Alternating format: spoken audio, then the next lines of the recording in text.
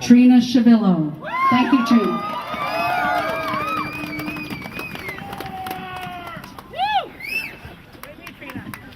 I've spent the last 5 days, like a lot of us, I'm so angry. I'm so angry. But I got over it and I started to do something with it, and I wasn't sure where it was going to lead, but I wrote a letter to someone who is respected by many, many people. But before I read that letter, I just wanted to say thank you to the teachers who are in this group of people. I'm a new teacher, and I created an expression in my first year that it takes a community to raise a new teacher.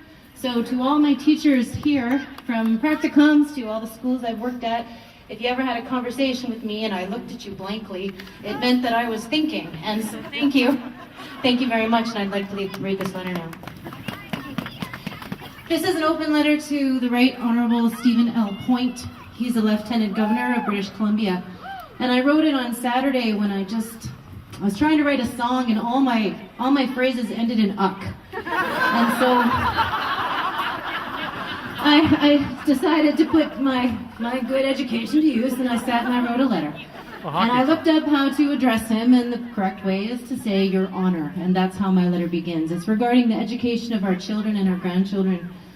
Your Honor, I had the privilege of meeting you and your wife in 2008 in Barkerville, British Columbia, at a new Canadian ceremony hosted by the Theatre Royal.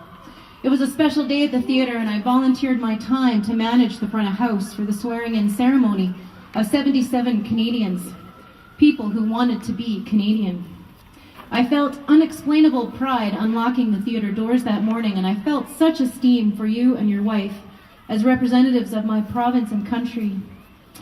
You spoke of education and democracy and of future generations of our nation, and I will never forget it.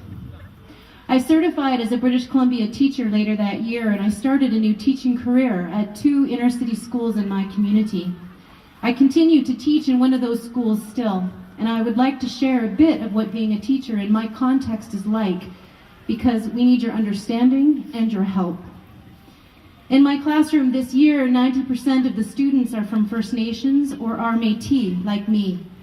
Every day I use what I've experienced and learned from previous careers in the not-for-profit sector when I provided education and support for people living with HIV/AIDS, adults and youth with mental health and addiction issues, or the service I provided to youth who were trying to leave the sex trade. Because every day the school environment I teach in becomes increasingly complex. I need these skills that I have garnered and more. You might assume from the list of experiences I draw from that I teach older children in high school, but I do not. I teach kindergarten. Many families whose children attend my school live in multiple forms of poverty-related crisis, generational traumas from residential schools, and multi-generational forms of social and cultural marginalization. Their children are more hungry and more tired and more lonely and sometimes more hurt and angry than children from less marginalized families. And many do not meet the social determinants of health in most key categories, and they are at risk of lifelong array of factors from incarceration to chronic health problems. A lot must happen prior to the school days starting before we even get to academic lessons. Bill 22 will not serve to improve the conditions at my school, and we will not receive badly needed literacy specialists or occupational, speech, cultural, or numeracy specialists. We will not be able to hire more teachers or ensure that our classrooms remain or return to responsive teacher-student ratios or compositions. And if we are to honor our children and our grandchildren, as you stated in a recent throne speech, then now truly is the time, because our national shame need not continue. A true improvement to education would provide the supports I mentioned and far more. Bill 22, as read, will not benefit the learners in public education. It will not benefit their families, and it does not honor any of us as Canadian citizens or indeed as peoples. Many experienced teachers would not consider teaching at my school. Most know that the level of student needs will far exceed what the school can provide, and they are right. It hurts teachers to see children in needless crisis and living in tiny worlds, and it is demoralizing, and it is frustrating, and at times it is obscene. Like me, some teachers love teaching at schools like mine, and for many of us, it's our vocation. We love teaching children because we believe in their ability to learn and grow and question and be a pain in the ass and care for others. That is why I am so hurt and so offended by the cynical and hostile deeds of our government. We need actual improvements, not a law written with that title, which enacts cynicism and malice towards teachers and little children. Your Honor, public education needs a hero. Little kids need a hero, and that hero could be you. I thank you for your time, and I urge you to set an example that British Columbians can learn from. Teach us to value the education of our province's most vulnerable little citizens, and please, volunteer to be the mediator for the current stalled negotiations between the teachers' union and our employer. Please bring your influence and social leverage to return balance between groups who do not need to be foes.